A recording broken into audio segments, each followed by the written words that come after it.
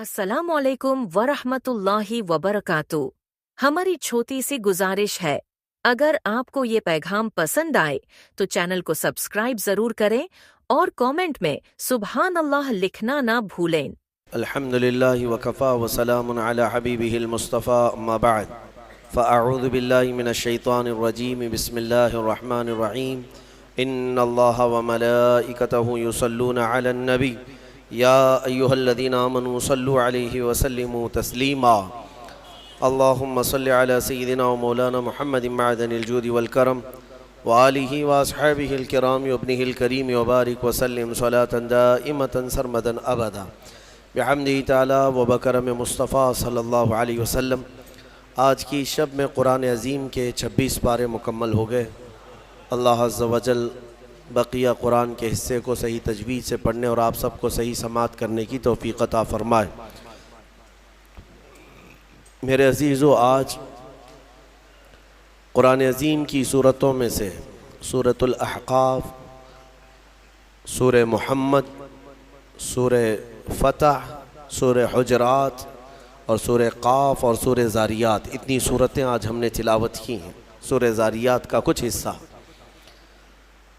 इसमें शुरू में जो सूरतुल अहक़ाफ़ है और उसके बाद सूरह मुहम्मद है, मेरे आका सल्लल्लाहु तआला अलैहि वसल्लम के नाम पाक से पूरी सूरह आई है और आपका ज़िक्र पाक भी इस सूरह में आया है। और उसके बाद जो अहम बात है वो सूरह फ़तह की। अल्लाह तबारक व तआला ने इसमें बशारत दी अपने हबीब पाक सल्लल्लाहु अलैहि वसल्लम को, इन्ना फ़तहना लक फ़तहम मुबीना, बेशक हमने आपको रोशन फ़तह अता की। ये कब की बात है, किस फ़तह की बात की जा रही है? ये फ़तह मक्का की बात है। हालांकि 1 साल पहले हुज़ूर पाक सल्लल्लाहु तआला अलैहि वसल्लम उम्रा के लिए आए, लेकिन मक्का के कुफ़ार व मुशरिकीन ने आपको उम्रा करने से रोक दिया। मक्का में अंदर आने नहीं दिया। 35 किलोमीटर दूर ही रसूल पाक सल्लल्लाहु तआला अलैहि वसल्लम और उनके साथ तकरीबन 1400 सहाबा थे, सबका रास्ता रोक लिया। ये सन 6 हिजरी की बात थी। ये हुदैबिया के मुकाम पर हुजूर सल्लल्लाहु तआला अलैहि वसल्लम को रोक दिया गया।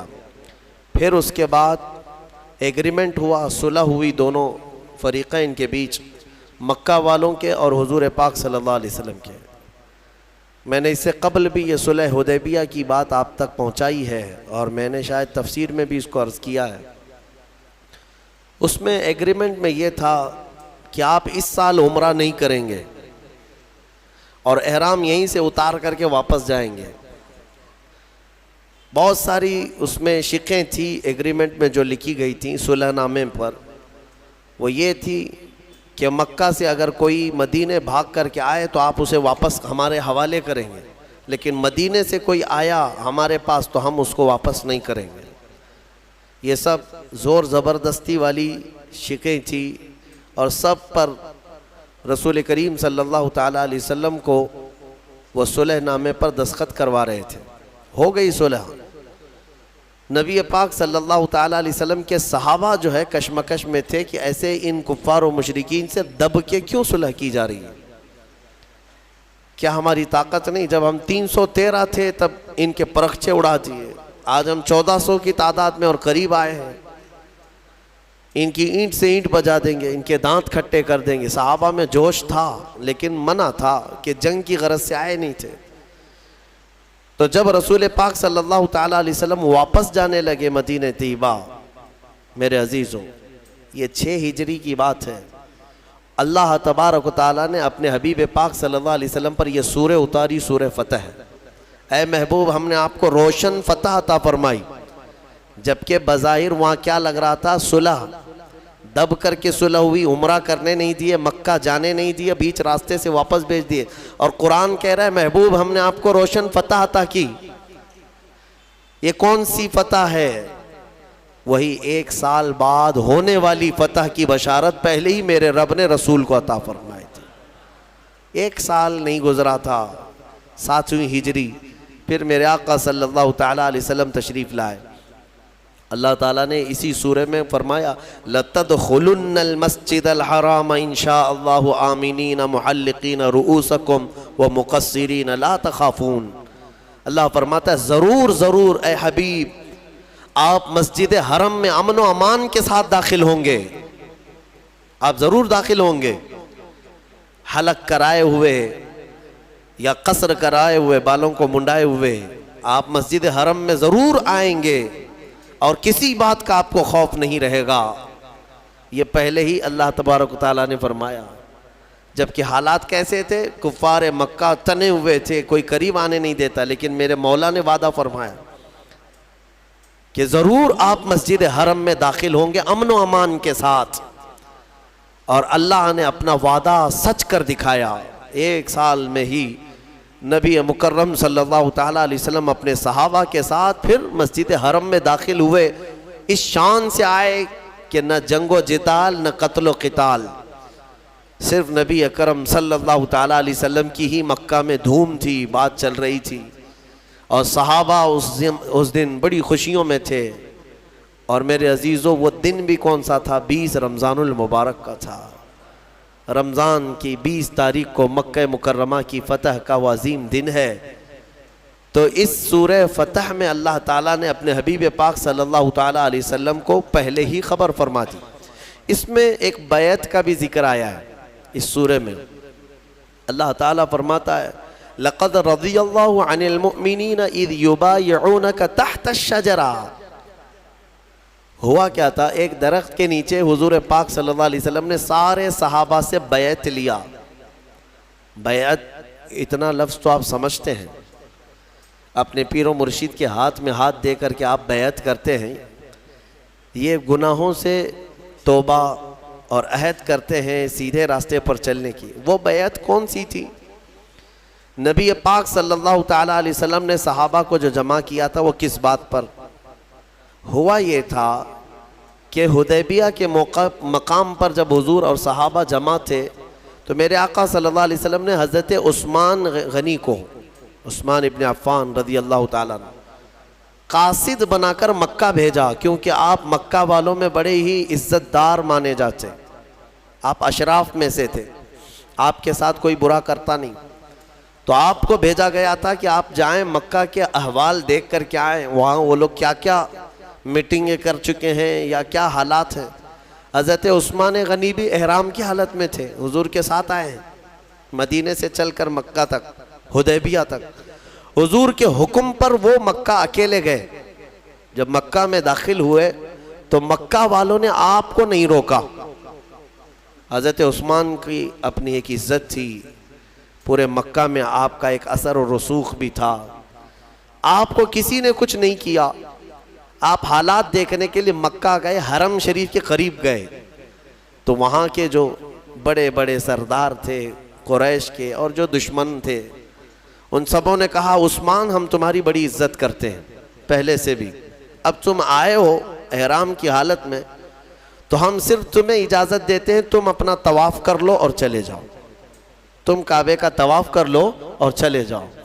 हज़रत उस्मान गनी मस्जिद हरम के बाहर खड़े रहे, कहा कसम रब्बे ज़ुल जलाल की मौत आएगी बग़ैर नबी के तवाफ़ नहीं करूँगा। हुजूर पाक सल्लल्लाहु ताला अलैहि वसल्लम के बग़ैर मैं तवाफ़ नहीं करूँ। वहाँ तक एहराम की हालत में जा कर के भी तवाफ़ किए बग़ैर वापस आए। अभी हुआ ये कि उनकी बहस चल रही थी मक्का वालों के साथ। किसी ने यह अफवाह उड़ा दी, अफवाह उड़ाई कि उस्मान इब्न अफ़्फ़ान का कत्ल हो गया। तो यहाँ पर सहाबा इकराम में भी ये बात फैल गई, क्योंकि कासिद को, तर्जुमान को, एम्बेसडर को मारना बहुत बड़ा जुर्म पहले भी था आज भी है। कासिद को नहीं मारा जा सकता। तो हुजूर पाक सल्लल्लाहु अलैहि वसल्लम की तरफ से वो कासिद थे और यहाँ सहाबा में ये सब अफवाह फैल गई कि हज़रत उस्मान इब्न अफ़्फ़ान का कत्ल हो गया, कत्ल हो गया। सब जमा हो गए, अर्ज़ करने लगे या रसूल अल्लाह अब जंग तो ज़रूरी है, कासिद को उन्होंने मारा है। नबी पाक सल्लल्लाहु ताला अलैहि वसल्लम वो गैबदान नबी हर बात को जानते थे। अब सहाबा इकराम में ये जो सरासीमगी थी, बेचैनी थी, उसके बाद हुजूर पाक सल्लल्लाहु अलैहि वसल्लम ने सबको एक दरख्त के नीचे जमा किया। उसी दरख्त का जिक्र ये आज की सूरह में आया है। वो हुदैबिया के मकाम पर एक दरख्त था, उस दरख्त के नीचे सारे सहाबा को जमा किया और बैत लिया। बैत लिया किस बात पर? सारे सहाबा से इस बात पर अहद लिया, क्या तुम इस बात पर ईमान रखते हो कि अल्लाह के सिवा कोई माबूद नहीं और मोहम्मद सल्लल्लाहु अलैहि वसल्लम अल्लाह के आखिरी रसूल हैं, और तुम इस्लाम पर हमेशा डटे रहोगे, जमे रहोगे, चाहे जो भी मुसीबत आए। इन तमाम बातों पर सहाबा इकराम ने वहाँ पर हुजूर के हाथ में हाथ देकर के बैत किया। वो पूरी बैत को बैअत रिजवान कहते हैं। बैअत रिजवान क्यों? रिजवान का मतलब होता है रजामंदी वाली चीज़, जिस चीज़ से राज़ी हो जाए उसको रिजवान। अब इस बैअत को बैअत रिजवान इसलिए कहते हैं कि कुरान में अल्लाह ने इस बैअत का जिक्र फरमाते हुए इरशाद फरमाता है, लक़द रज़ियल्लाहु अनिल मुअमिनीन इज़ युबायिऊनका तहत शजरा। तहकीक के अल्लाह उन मोमिनों से राज़ी हो गया जो दरख्त के नीचे आपके हाथ में बैअत कर रहे थे। उन सहाबा से अल्लाह राज़ी है। तो बैअत रिजवान में जितने सहाबा थे उनकी सनद आ गई कुरान में कि अल्लाह इनसे राज़ी है, अल्लाह इन सब से राज़ी। ये बैअत रिजवान कहलाती। अब यहाँ पर एक बात और भी बता देता हूँ। हुजूर पाक सल्लल्लाहु ताला अलैहि वसल्लम ने सारे सहाबा से बैअत तो लिया, उस्मान गनी नहीं थे वहाँ पर, वो मक्का में थे। अब यहाँ अफवाह तो उड़ी थी कि उस्मान इब्ने अफ़्फ़ान का क्या हुआ है, कत्ल हो गया है, कत्ल हो गया है। लेकिन सारे सहाबा जब बैत से फारिग हुए तो सुनो मेरे आका सल्लल्लाहु अलैहि वसल्लम क्या फरमाते हैं। इरशाद फरमाते हैं, ये मेरा हाथ, और अपना बायां हाथ निकाल कर फरमाते हैं ये उस्मान का हाथ, और उस्मान की तरफ से मैं खुद अपने हाथ पर बैत करता हूँ। इसका मतलब यह है कि वो गैबदान रसूल पाक सल्लल्लाहु ताला अलैहि वसल्लम जानते थे कि उस्मान इब्ने अफ़्फ़ान का कत्ल नहीं हुआ, वो अनकरीब आने वाले। फिर सहाबा ने देखा कि हज़रत उस्मान गनी सही सलामत एहराम की हालत में वापस आए। फिर उसके बाद आने के बाद फिर उन्होंने हज़रत उस्मान गनी ने अपना हाथ फिर हुजूर के हाथ में देकर बैत किया। लेकिन ये फजीलत हज़रत उस्मान गनी की है कि हुजूर पाक सल्लल्लाहु अलैहि वसल्लम ने अपने बाएं हाथ को उस्मान का हाथ करार दिया, उस्मान इब्ने अफ़्फ़ान का हाथ करार दिया। और हज़रत उस्मान गनी रज़ियल्लाहु ताला अन्हु के मुतालिक ये बात भी मिलती है कि आपने जब रसूल करीम सल्लल्लाहु अलैहि वसल्लम के हाथ में हाथ दे कर के बैत किया तो उसके बाद वो अपने हाथ की इतनी हिफाजत करते थे कि पूरी ज़िंदगी भर हज़रत उस्मान गनी ने उस हाथ को कभी अपनी शर्मगाह के करीब तक नहीं किया। हालांकि जायज़ है आदमी के लिए इस्तिंजा, हाजात के लिए अपने हाथों का इस्तेमाल कर सकता है नहाने धोने में, लेकिन हज़रत उस्मान गनी ने उस हाथ को करीब नहीं किया सिर्फ इसलिए कि यह हाथ मैंने रसूलुल्लाह के हाथ में दिया है। यह अदब सहाबा से ही मिलेगा तुम्हें, यह अदब जो है यह सहाबा से ही मिलेगा। अज़ीज़ान गिरामी, इस सूरह फतह में अल्लाह ताला ने आखिरी आयत में इरशाद फरमाया मुहम्मदुर रसूलुल्लाह, मोहम्मद अल्लाह के रसूल हैं। वल्लदीना माअहू, और जो उनके साथ हैं, कौन है वो? सहाबा इकराम। उनकी सिफात अल्लाह ताला कैसे बयान कर रहा है, कौन लोग हैं वो जो उनके साथ हैं? और उनके साथ जो हैं अशिद्दाउ अलल कुफ्फार, काफिरों पर बहुत सख्त हैं, भारी हैं। रुहमाउ बैनहुम, और आपस में बड़े नरम दिल हैं। मोमिनीन के लिए वो नरम दिल हैं, दुश्मनों के लिए भारी हैं। तराहुम रुक्कअन सुज्जदा, अल्लाह फरमाता है तुम उनको देखोगे हमेशा रुकू सजदे में मिलेंगे। यबतगून फज़लन मिनल्लाहि व रिज़वाना, हमेशा अल्लाह की रज़ा ढूंढते रहेंगे। ये सहाबा की अल्लाह ताला सिफात बयान कर रहा है। नबी के साथ जो हैं, बाज़ मुफस्सिरीन ने फरमाया इस आयत में 4 टुकड़े हैं। मुहम्मदुर रसूलुल्लाह के बाद मोहम्मद अल्लाह के रसूल हैं, उसके बाद 4 टुकड़े। वल्लदीना माअहू, एक टुकड़ा हो गया। अशिद्दाउ अलल कुफ्फार, दूसरा। रुहमाउ बैनहुम, तीसरा। तराहुम रुक्कअन सुज्जदा, चौथा। अब क्या ही बेहतरीन नफीस तफसीर इसकी की गई है। फरमाते हैं वल्लदीना माअहू का मतलब है और जो उनके साथ हैं, इससे मुराद अबू बकर सिद्दीक की जात है। दूसरा टुकड़ा है अशिद्दाउ अलल कुफ्फार, कुफ्फार पर बहुत भारी हैं, इससे मुराद उमर इब्न खत्ताब है। रुहमाउ बैनहुम, आपस में बड़े नरम दिल हैं, इससे मुराद उस्मान इब्न अफ़्फ़ान है। तराहुम रुक्कअन सुज्जदा, तुम उन्हें हमेशा रुकू सजदे में देखोगे, इससे मुराद हैदर कर्रार की जात। वल्लदीन यबतगून फज़लन मिनल्लाहि व रिज़वाना, और फरमाया अल्लाह, और वो हमेशा अल्लाह की रज़ा ढूंढते रहते हैं, इससे मुराद सारे सहाबा की जात है। सारे सहाबा को यानी तबका दर तबका यहाँ पर बयान किया गया है।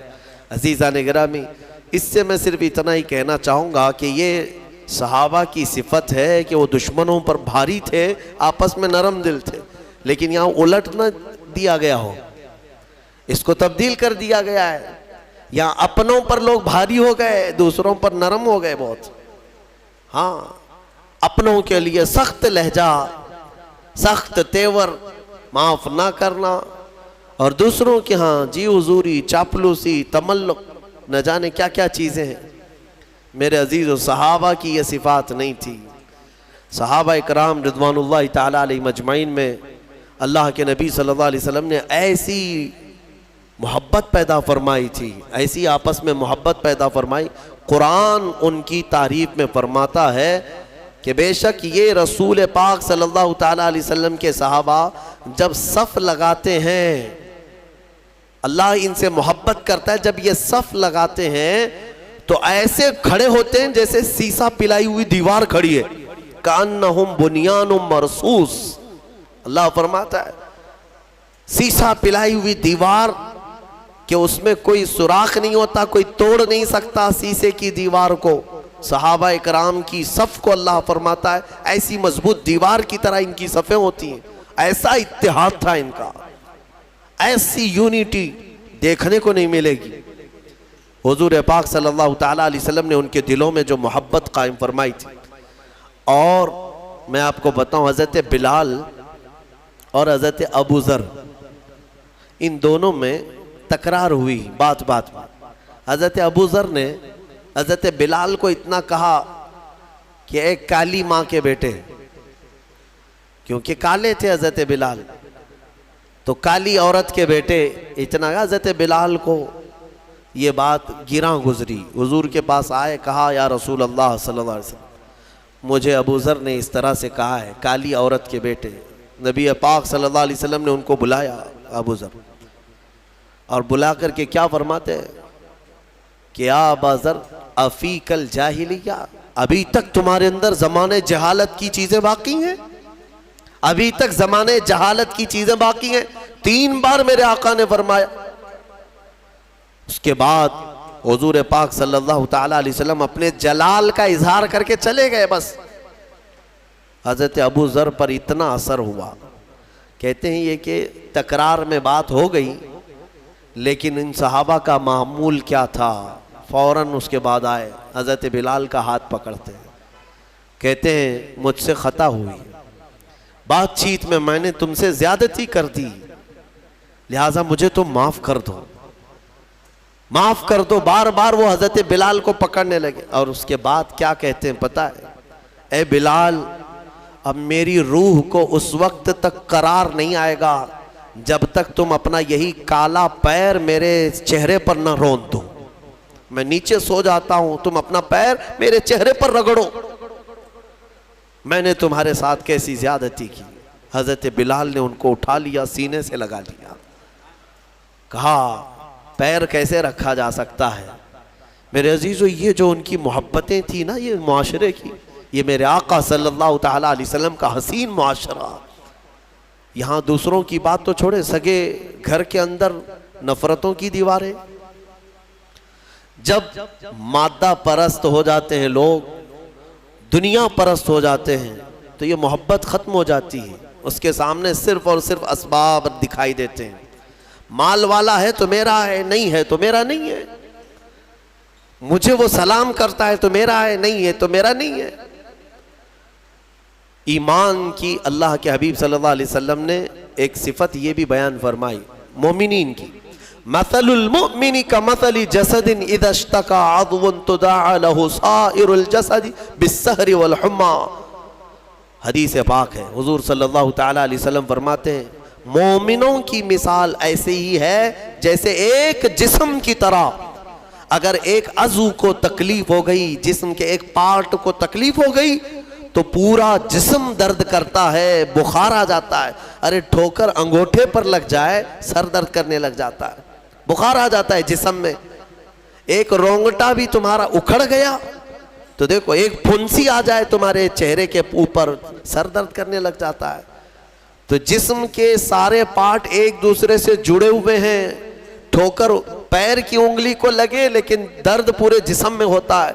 मेरे आका सल्लल्लाहु अलैहि वसल्लम ने फरमाया मोमिनों की मिसाल यही है, एक मोमिन को तकलीफ हो तो सारे मोमिनों को उसका दर्द होना चाहिए, बेकरारी होना चाहिए। ये ऐसा नहीं है कि जाता है तो जाए खड्डे में, मेरा क्या जा रहा है, अपने किए की सजा भुगत रहा है। नहीं मेरे अजीजों, इसको मुवद्दत नहीं कहते, ये ताअतुफ नहीं है मोमिनीन के दरमियान, जिसको मेरे आका सल्लल्लाहु ताला अलैहि वसल्लम ने फरमाया कि तुम दूसरे मोमिनीन के लिए नरम गोशा रखो, और अगर मदद नहीं कर सकते तो अल्लाह की बारगाह में उनके लिए दुआ करो और अपने दिल में नरमी रखो। ये सहाबा की सिफत थी, रहमा बैनहुम, वो आपस में नरम दिल थे, आपस में नरम दिल थे। उनके जो इख्तिलाफात भी नजर आए वो सिर्फ और सिर्फ अल्लाह की रजा के लिए हैं, अल्लाह की रजा के लिए। बाकी अपने नफ्स के लिए कभी उन लोगों ने कोई एक दूसरे के साथ मामलात नहीं किए, नफ्स के लिए कभी नहीं किया। सहाबा इकराम रिज़वानुल्लाहि ताला अलैहिम अजमाइन में कुछ मामलात में अगर इख्तिलाफात थे, जो राय के इख्तिलाफात हो सकते हैं, नज़रियाती इख्तिलाफात जिसको कहते हैं, इज्तिहाद की ख़ता के एतबार से इख्तिलाफात हुए हों, लेकिन उनके दरमियान आपस में मोहब्बत भी ऐसी थी कि वो इख्तिलाफ उस मसले की हद तक रहता था, बाकी आपस की ज़ाती जो मोहब्बत होती वो बहुत बहुत आला पैमाने की होती। उम्मुल मोमिनीन आयशा सिद्दीक़ा रज़ी अल्लाह ताला अन्हा हज़रत अली करमल्लाहु वजहुल करीम के साथ कुछ मामलात में इख्तिलाफात हुए, लेकिन हज़रत आयशा सिद्दीक़ा से जब पूछा जाता कि फ़िक़्ह यानी शरीयत को जानने वालों में आपकी नज़र में कौन है, उम्मुल मोमिनीन फरमाती सारे सहाबा में मौजूदा मैं अली से ज़्यादा फ़िक़्ह जानने वाला किसी को नहीं समझती। तारीफ़ भी वही है। मेरे अजीज़ों, ये ऐसा नहीं है कि किसी का दिल लुभाने के लिए, सहाबा इकराम वो आपसी मोहब्बत की ऐसी दीवार थे कि उन्हें कोई गिरा नहीं सकता था, कोई गिरा नहीं सकता था। रसूल पाक सल्लल्लाहु ताला अलैहि वसल्लम ने वो मुआशरा तश्कील दिया। मेरे अजीज़ों, आज मैं इससे रिलेटेड एक बात कहना चाहूँगा, किसी मसले से इख्तिलाफ हो जाए तो उस मसले की हद तक उसको रखा जाए, ये नहीं कि उसके बाप दादा पर चढ़ाई की जाए। हाँ, तूने ये मसला जो गलत किया है, अरे इसका ख़ानदान ही ऐसा था, इसका बाप ऐसा था, इसका भाई ऐसा था, और इसके अखलाक ऐसे हैं, इसके किरदार, पूरी की पूरी उसके ज़ातियात पर हमला, उसकी ज़ातियात पर ऐसा हमला कि वो मसला तो दबा रह गया, तुम्हारा दिल का कोड़ बाहर आ गया, हसद निकल आया। मैं एक मिसाल देता हूँ, हज़रत अली मदयनी, ये इमाम बुखारी के उस्ताद हैं, शेख अली मदयनी, ये बहुत बड़े मुहद्दिस हैं। ये उस ज़माने के हैं जब इमाम अहमद बिन हम्बल रज़ी अल्लाह ताला अन्हु का दौर था, और वो भी बड़े मुहद्दिस।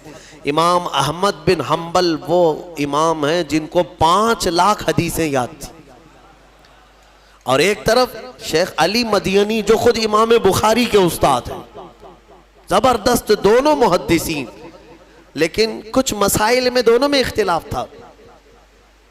मसाइल में इख्तिलाफ हर ज़माने में रहा है, लेकिन कैसी शफ़ाफ़ियत के साथ, सुनो मैं बताता हूँ। इमाम अहमद बिन हम्बल अपने शागिर्दों को लिए बैठे पढ़ा रहे थे, और दर्स चल रहा था, इसी दौरान शेख अली मदीनी अपने घोड़े पर सवार होकर बहुत जलाल में आए।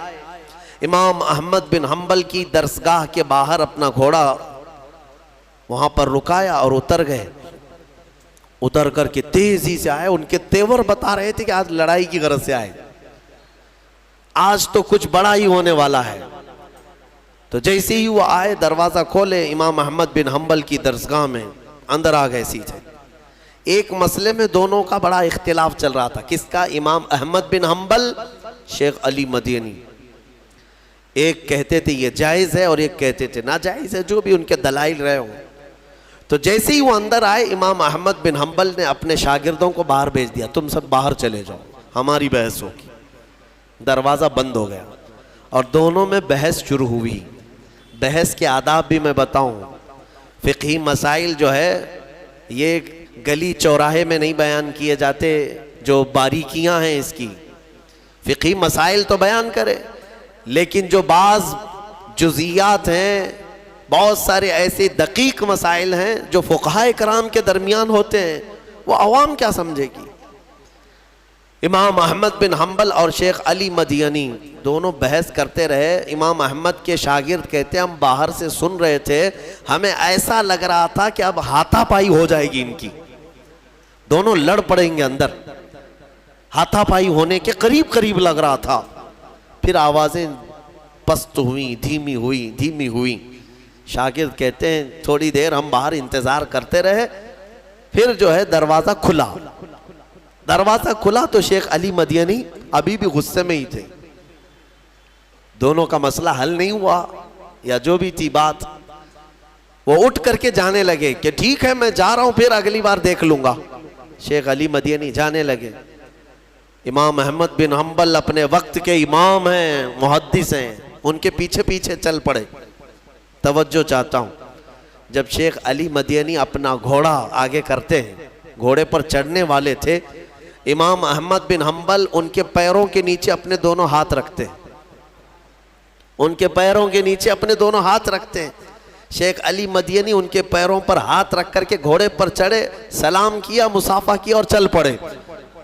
शागिर्द कहते हैं हम देख रहे थे ये अंदर अभी हाथापाई की नौबत और इस कदर सख्त इनकी बहस, और बाहर देखो तो ये घोड़े पर चढ़ने के लिए अपने हाथ दे रहे हैं उनके पैर के नीचे। इमाम अहमद बिन हम्बल से उनके शागिर्दों ने पूछा कि हुजूर ये क्या बात है, वो आपसे उनकी जमती नहीं है, इख्तिलाफ है और आप उनकी सवारी पर चढ़ने के लिए अपना हाथ दे रहे हैं। इमाम अहमद बिन हम्बल ने कहा, ए मेरे बच्चों, शागिर्दों, इख्तिलाफ मेरा और उनका मसले में है, मेरे आका के गुलाम होने में कोई इख्तिलाफ नहीं। तुम जानते नहीं अली मदीनी को वो अहादीस का ज़ख़ीरा सीने में रखते हैं, अगर तुम्हें उनका मकाम मालूम हो जाए तो उनकी मट्टी सुरमा लगाने के काबिल है। इख्तिलाफ होगा लेकिन ज़ात से नहीं, मसाइल में होता है, और मसाइल में इख्तिलाफ उलमा का ये रहमत है उम्मत के लिए, झगड़े की ज़रूरत नहीं है।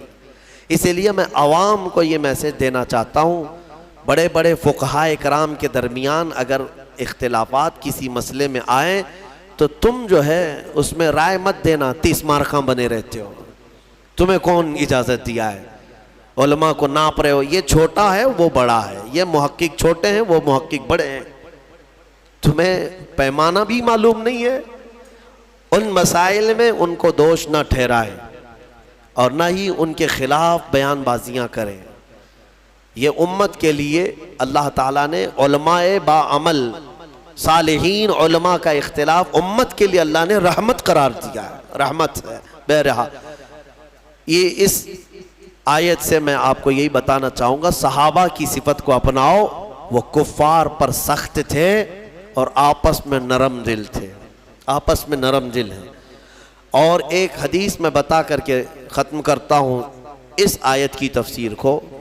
अल्लाह के नबी सल्लल्लाहु अलैहि वसल्लम फरमाते हैं, क़यामत के दिन अल्लाह ताला कुछ ऐसे लोग होंगे जब चिलचिलाती हुई धूप परेशान कर रही होगी, सूरज की तमाज़त, गर्मी, वहां किसी को साया नहीं होगा, लेकिन कुछ लोग ऐसे होंगे जिनको अल्लाह अपने अर्श का साया अता करेगा।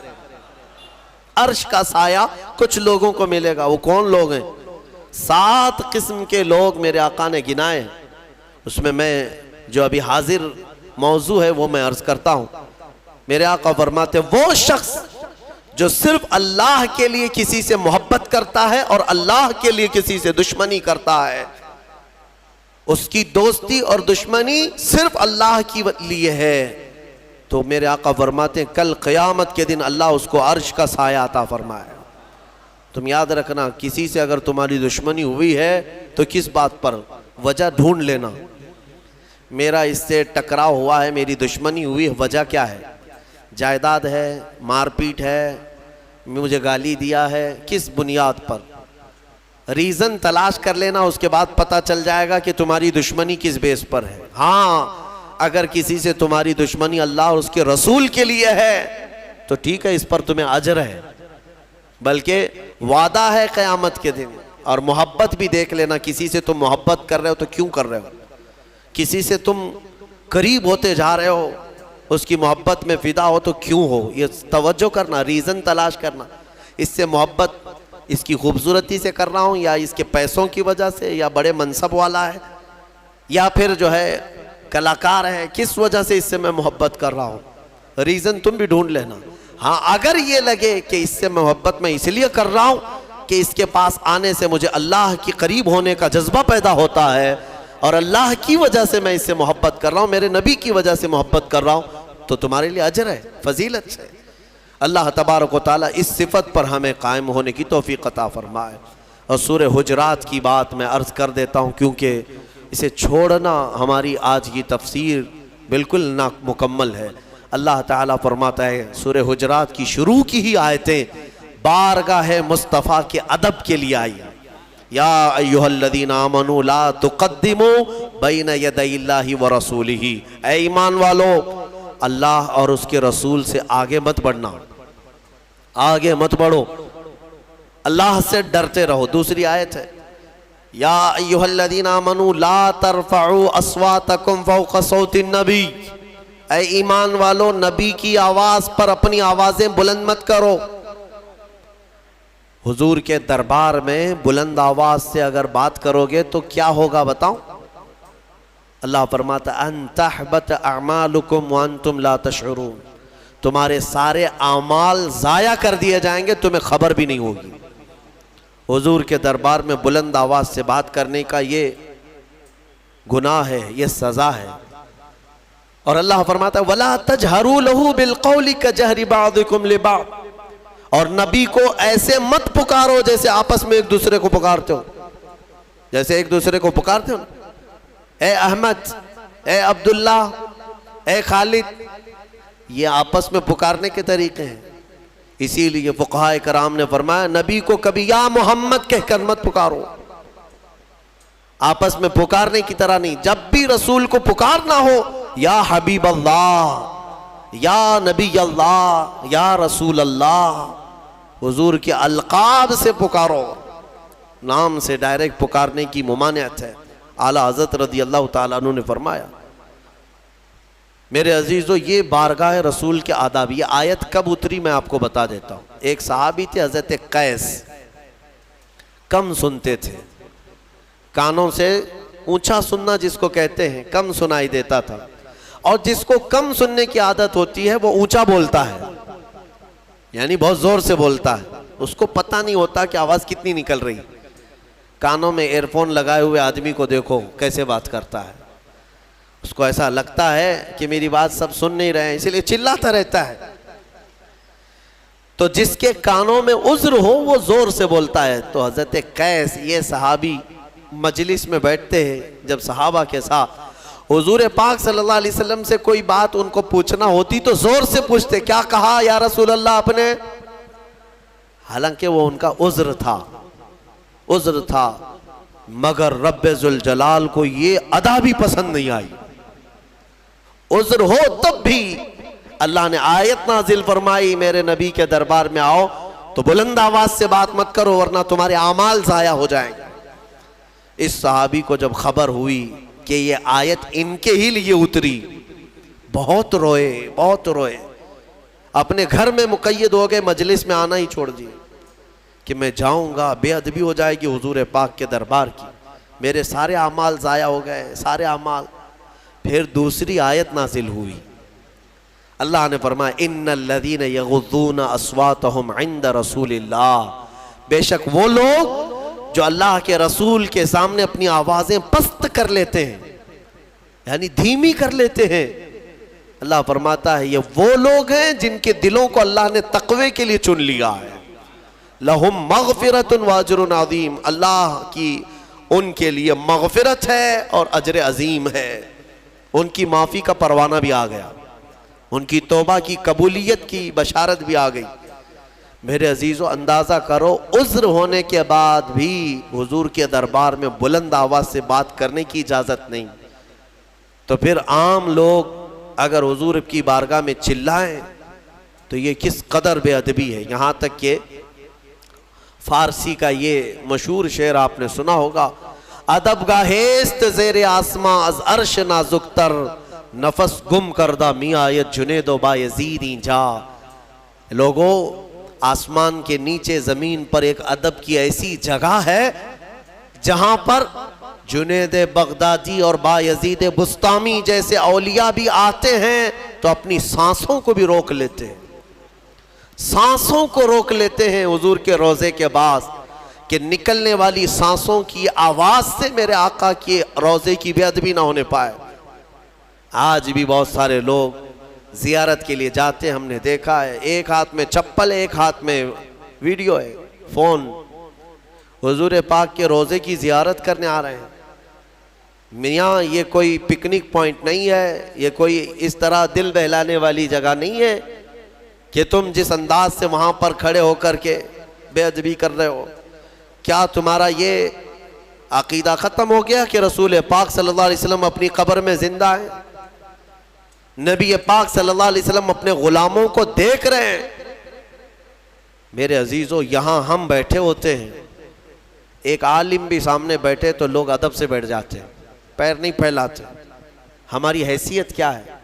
लेकिन तुम्हारा तसव्वुर कैसा होना चाहिए जब रसूल के दरबार में जाए, हुजूर अगर देख रहे हो, हाथ पैर, बल्कि आला हज़रत फाज़िल बरेलवी रदी अल्लाह ताला अन्हु फरमाते हैं, हरम की ज़मीं और कदम रखे चलना, अरे सर का मौका है वो जाने वाले। यहाँ तो अगर सर से चलने की ताकत होती तो आला हज़रत कहते हैं मैं पैर के बल नहीं सर के बल जाता, और तुम यहाँ पर बेअदबी किए जा रहे हो। मेरे अजीज़ों, बारगाह मुस्तफ़ा में ऐसे खड़े रहो, ऐसा घुमा दे उनकी विला में खुदा हमें ढूंढा करें पर अपनी खबर को खबर ना हो। ये कैफियत हो जाना चाहिए जब बारगाह मुस्तफ़ा में जाएं। आला हज़रत रज़ी अल्लाह ताला अन्हु ने जैसे हाज़िरी दी है, मेरे अजीज़ों, एक दो की नहीं, मिसालें बहुत हैं। हुजूर के दरबार में, हुजूर की वफ़ात के बाद की बात कर रहा हूँ, मस्जिद नबवी में हज़रत उमर फ़ारूक रज़ियल्लाहु ताला अन्हु बैठे और कुछ दूर से आए हुए थे, यानी वफ़द आए हुए थे, कुछ कबीले के लोग आए थे मस्जिद नबवी में। वो लोग ज़ोर ज़ोर से बातें कर रहे थे। हज़रत उमर फ़ारूक जलाल में आए, कहा कि कंकर हैं, पत्थर हैं, तो उन्होंने पत्थर और कंकर मंगवाए। कहा कि उन लोगों को बता दो, अगर वो अजनबी नहीं होते तो मैं इन कंकरों से उनके मुंह को मारता, कि उन्हें पता नहीं कि बारगाह रसूल में बैठे हैं, मस्जिद नबवी में बैठे, बुलंद आवाज से बात कर रहे हैं। और उम्मुल मोमिनीन आयशा सिद्दीक़ा रज़ी अल्लाह ताला अन्हा का मामूल ये था कि हुजूर के वफ़ात की बात कर रहा हूँ। हुजूर के वफ़ात के बाद लोग अगर ये कहते हैं कि नहीं ये हुजूर की ज़िंदगी में थे, ये आदाब नहीं। उम्मुल मोमिनीन आयशा सिद्दीक़ा रज़ियल्लाहु ताला अन्हा हुजूर अकरम सल्लल्लाहु ताला अलैहि वसल्लम के रोज़े के आसपास दुकानों में या मकानों में कील भी ठोकने की आवाज़ को बर्दाश्त नहीं करती थी। दीवार में अगर कोई कील ठोक रहा हो तो फरमाती कि क्या तुम्हें खबर नहीं कि यहाँ रसूल पाक आराम फरमा रहे हैं।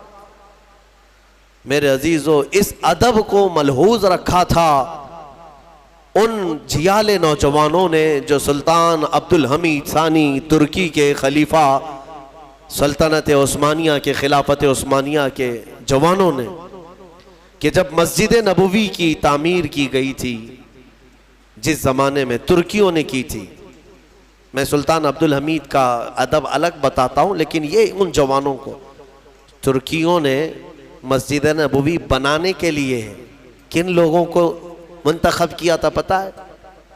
500 ऐसे लोग जिनकी एक बस्ती बसाई गई। पहले छोटे बच्चे हैं, जितने भी पैदा हुए थे उन सबको उनके माँ बाप समेत लाया गया, एक बस्ती बसाई गई बिल्कुल दुनिया से अलग।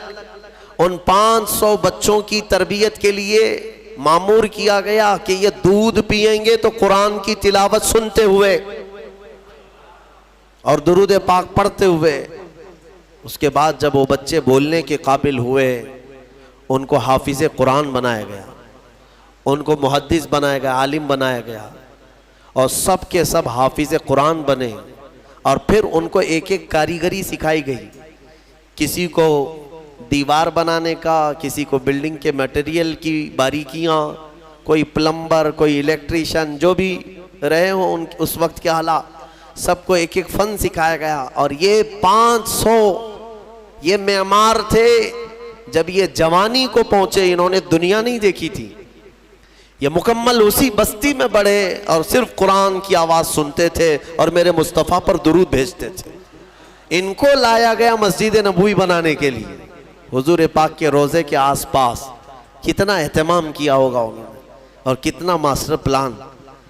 और जब ये नौजवान बनाने के लिए आए मस्जिद नबवी शरीफ की तामीर के लिए, हमने सुना है मेरे अजीज़ों, इतने अदब से ये बनाते थे कि दीवारों को जब पत्थर लगाते, और पत्थर अगर छोटा पड़ गया या बड़ा हो गया, काटने की ज़रूरत पड़ती है। गोंडी लोग, मिस्त्री लोग जानते हैं, खट खट मारते हैं और लगा देते हैं। लेकिन अगर 1 इंच भी पत्थर बड़ा होता तो उसको काटने के लिए 12 किलोमीटर दूर जाते थे। मदीने से 12 किलोमीटर दूर, वहां जाकर के फिर पत्थर को काट करके फिर लाते थे। पत्थरों के काटने की, फोड़ने की भी वो आवाज मेरे मुस्तफ़ा के रोजे के पास नहीं करते थे। इस शान से उन्होंने हुजूर पाक के रोजे के इर्द गिर्द की इमारतें तामीर की हैं। मेरे अजीज़ों, अदब, और जो रसूल करीम सल्लल्लाहु ताला अलैहि वसल्लम की बारगाह की अदब में हल्कापन किया, ज़रा बराबर भी नक्स, वो ईमान से हाथ धो बैठा, ईमान उसका चला गया। कुरान कहता है लितुमिनु बिल्लाहि व रसूलिही व तुअज़्ज़िरूहु व तुवक्किरूहु।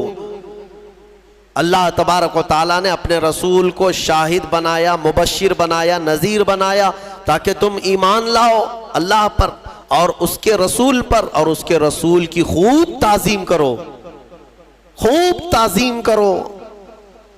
अल्लाह ताला ने हुक्म फरमाया मोमिनीन पर, अपने नबी की खूब ताज़ीम करो। अल्हम्दुलिल्लाह, ये नसीबा अहले सुन्नत व जमात को मिला हुआ है कि जब भी नबी पाक का नाम आता है हम अदब करते हैं। और लोग ये पूछते हैं कि खड़े होकर के सलाम पढ़ना कहाँ से है? तुम छोटे मोटे नेताओं के लिए खड़े हो जाते हो, हम कायनात के आका के लिए खड़े होते हैं। यह हमारा अदब है, यह हमारा अदब है। नबी पाक सल्लल्लाहु अलैहि वसल्लम, सलाम बैठ कर के भी पढ़ सकते हो, सो के भी पढ़ सकते हो, सलाम सब पहुँचेगा हुजूर को। लेकिन दुनिया जब ये जानती है कि खड़ा होना अदब है, तो हम बारगाह मुस्तफ़ा का अदब बजा लाते हैं, अदब बजा लाते हैं। अल्हम्दुलिल्लाह, हमारे बुजुर्गों ने हमें बचपन से बारगाह मुस्तफ़ा के आदाब ही सिखाए। इसीलिए मैं सबको ये नसीहत कर जाता हूँ मेरे अजीज़ों, ऐसे वैसों के चक्कर में मत पड़ना। ज़िंदगी में अगर मौका मिले तो एक बार आला हज़रत की हदायक़ बख्शिश ज़रूर पढ़ लेना, ज़रूर पढ़ लेना। आला हज़रत की हदायक़ बख्शिश पढ़ोगे तो तुम्हारे अंदर अदब का जज्बा आएगा, अदब का जज्बा आएगा। फरमाते हैं आला हज़रत, मोमिन वो है जो उनकी ताज़ीम पे मरे दिल से। क्या खूब कहा है इमाम ने, एक शेर में लफ्ज़ सेम है, लफ्ज़ सेम है, आप खुद भी समझ जाएंगे। तवज्जो, मेरे अल्फाज पर तवज्जो।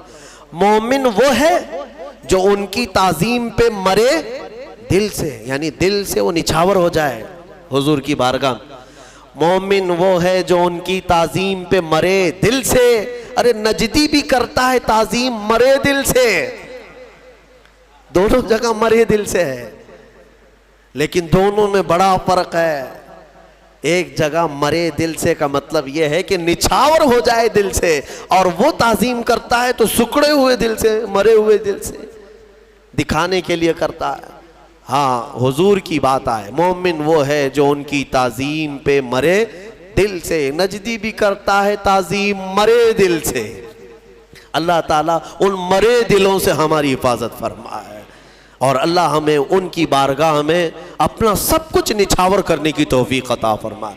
बारगाह मुस्तफ़ा का अदब बजा लाओ मेरे अजीज़ों। अल्लाह ताला हमारी इन मजलिसों को कबूल फरमाए और रब्बे कदीर बारगाह मुस्तफ़ा के अदब में हमेशा ज़िंदगी अता फरमाए। व आखिर दावाना अनिल हम्दुलिल्लाहि रब्बिल आलमीन।